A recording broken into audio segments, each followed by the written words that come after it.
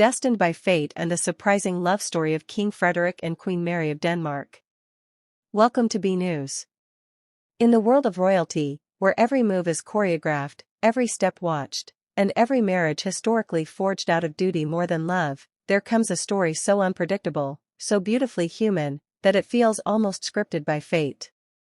That story belongs to King Frederik and Queen Mary of Denmark. A tale that began not in a palace or through royal arrangement, but in the heart of Sydney, Australia, among strangers, laughter, and the serendipity of a chance meeting. This is not just a romance, it is a story that defied distance, lineage, culture, and expectation. A love story that was never supposed to happen, but did. And in doing so, it forever reshaped the Danish monarchy. In the year 2000, the world had gathered in Sydney for the Summer Olympics.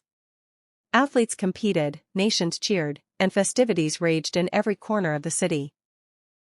But among the revelers at a bustling pub known as the Slip-In, something far more remarkable occurred. Mary Donaldson, a sharp, independent, and down-to-earth Australian marketing executive, walked into that bar with friends, unaware that her life was about to change forever.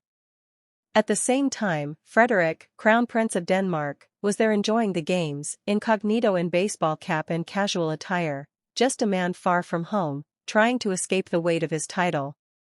They met, they talked, and what began as small talk over drinks blossomed into something unforgettable. There was no press, no ceremony, no obligations, just a genuine, unscripted connection. Frederik didn't introduce himself as royalty, Mary had no idea who he was. That night was pure and unfiltered.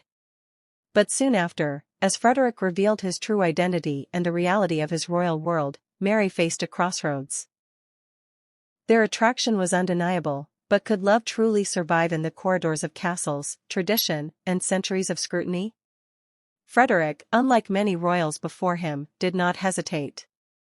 He was smitten, not just with her beauty, but with her intelligence, her confidence, and her ability to treat him like a man, not a monarch.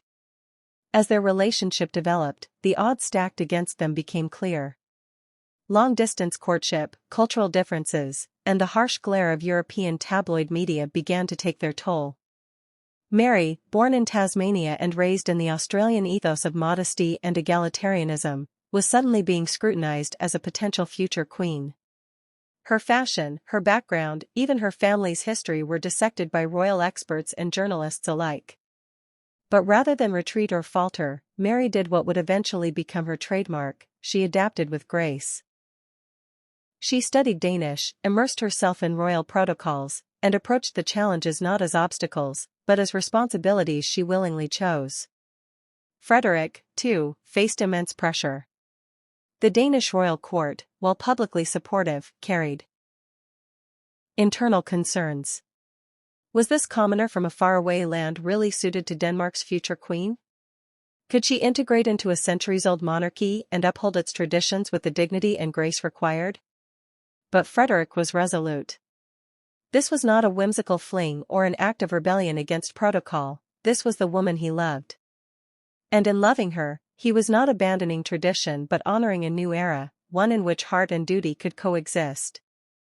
In 2003, their engagement was officially announced. The Danish public, initially skeptical, slowly warmed to Mary. Her sincerity was palpable.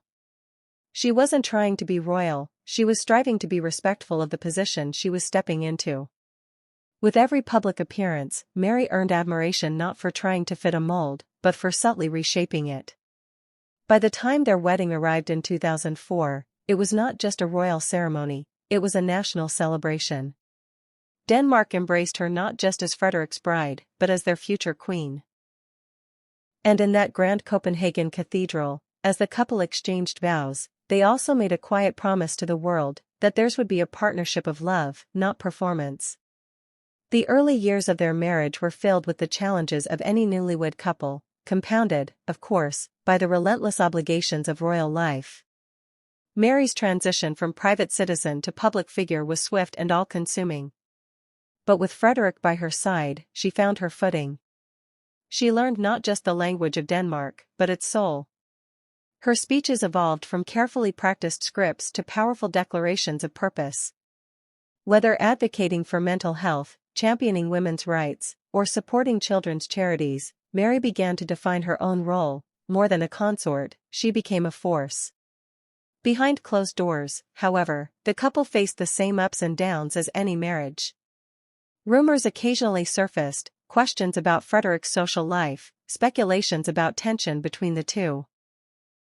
Yet, each time the press whispered, the couple stood firm. They never fed the drama. Instead, they let their actions speak. They continued attending events hand in hand, exchanging glances of shared understanding, and focusing on what mattered most, their family. The births of their children, Christian, Isabella, Vincent, and Josephine, cemented their bond further.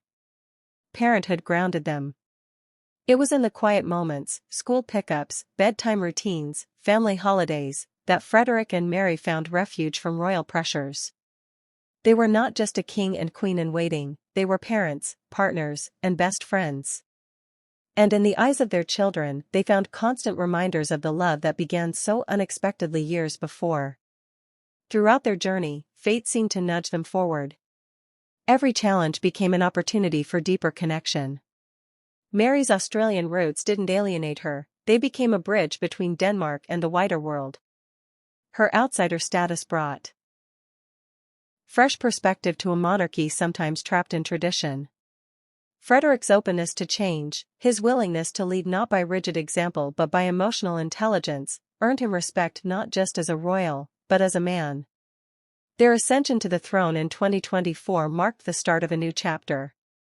Queen Margrethe abdication was historic, but it also passed the crown onto a couple ready for modern leadership. King Frederik and Queen Mary were no longer simply the sweethearts from a Sydney pub, they were sovereigns of a kingdom, chosen not just by birthright but beloved by their people. Their coronation wasn't just a spectacle, it was a celebration of love fulfilled, of fate honored, of partnership enduring. Theirs is a story that continues to evolve. In every appearance, in every initiative, they demonstrate that love isn't just about grand gestures, it's about consistency, kindness, and shared purpose. Whether navigating political landscapes, supporting each other's causes, or parenting through the public eye, they do it with unity. And that unity, forged by destiny and strengthened by choice, remains unshakable. Today, King Frederik and Queen Mary stand as symbols of a new kind of royalty, one where love leads, where empathy governs, and where the throne isn't a pedestal, but a platform for meaningful change.